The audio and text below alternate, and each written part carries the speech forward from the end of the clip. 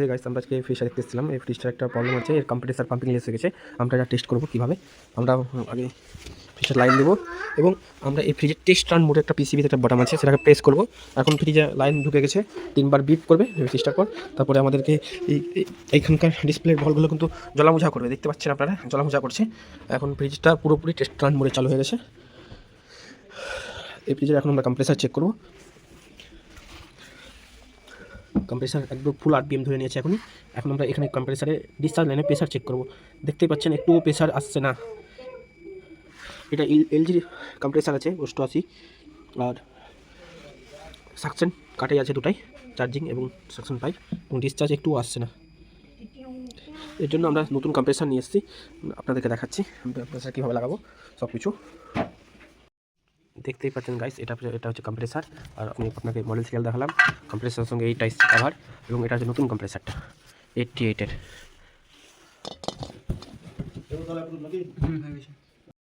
দেখতেই পাচ্ছেন আমাদের নতুন কম্প্রেসার লাগানো হয়ে গেছে। এটা আমাদের ডিসচার্জ লাইন, এটাকে এখন আমরা ঝালাই করব। আর এটা আপনাদের সাকশন লাইন, এটা দিয়ে আপনার গ্যাসটা রিটার্ন আসে। এটা হচ্ছে আপনার ফিল্টার বা ডায়ার। এখন সবটি কানেকশানগুলো যতটা জয়েন্ট আছে সবগুলোকে জয়েন্ট করব, আর চার্জিং লাইন লাগাবো। এটা দিয়ে আমি ক্যাপিলারি চার্জিং লাইন লাগাবো। আপনাদের দেখাচ্ছি কী করে কী লাগাচ্ছি সবগুলো।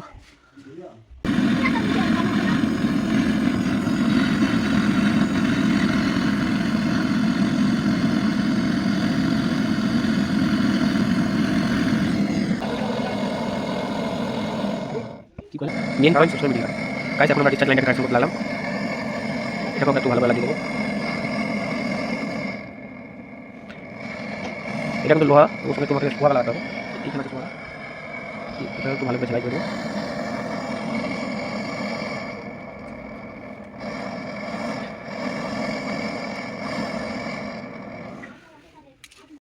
দেখতেই পাচ্ছেন আমাদের কম্প্রেসারের মোটামুটি অর্ধেক ঝাল কমপ্লিট হয়ে গেছে।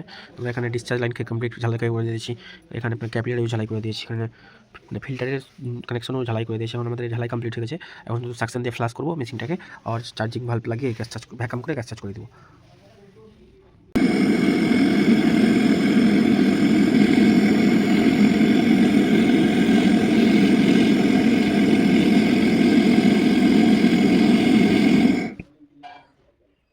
এখন আমরা চার্জিং লাইনটা ঝালাই করতে লাগলাম, ঝালাই হয়ে গেছে আমাদের।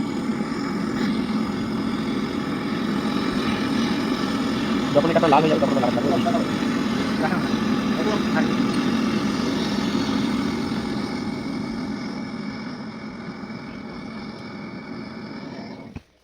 আমাদের সবগুলো লাইন কমপ্লিট লাগানো, চার্জিং ডিসচার্জ পুরো কম্প্রেসার লাগানো কমপ্লিট হয়ে গেছে।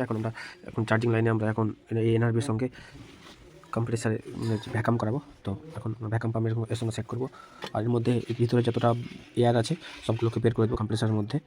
কেননা এর মধ্যে যদি এয়ার থাকে, তো একটু যদি এয়ার থাকে এর মধ্যে সিস্টেমের মধ্যে, তাহলে এটা চোকিং হওয়ার সম্ভাবনা থাকবে, ফ্রিজটা ভালো করে কুলিং করবে না। তো এর জন্য অবশ্যই আমাদেরকে ভ্যাকাম করে করতে হবে। তখন আমরা ভ্যাকাম করা শুরু করবো। গাছ দেখতে পাচ্ছেন এখন আমরা ভ্যাকাম লাগিয়েছি।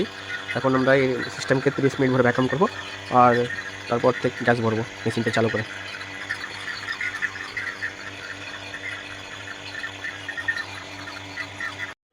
দেখতে পাচ্ছেন এখন আমরা গ্যাস চার্জ করবো, ভ্যাকাম কমপ্লিট হয়ে গেছে। এটা আছে আমাদের এলজিডি একটা গ্যাস 8600। এখন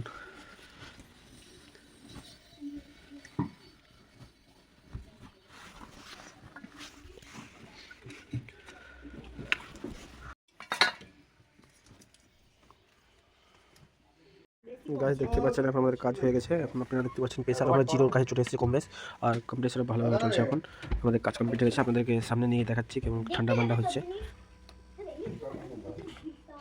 এখন শীতের টাইম তো একটু প্রেসারটা লো দেখাচ্ছে, হালকা কিন্তু গ্যাস প্রপারলি হয়ে গেছে।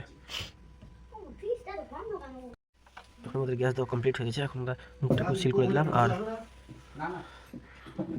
গ্যাস পিছিয়ে কামটা হয়ে গেছে। এখন আমরা দেখবো ঠান্ডা ঠান্ডা হচ্ছে, চিলও ভালো হচ্ছে, সুপার চিল।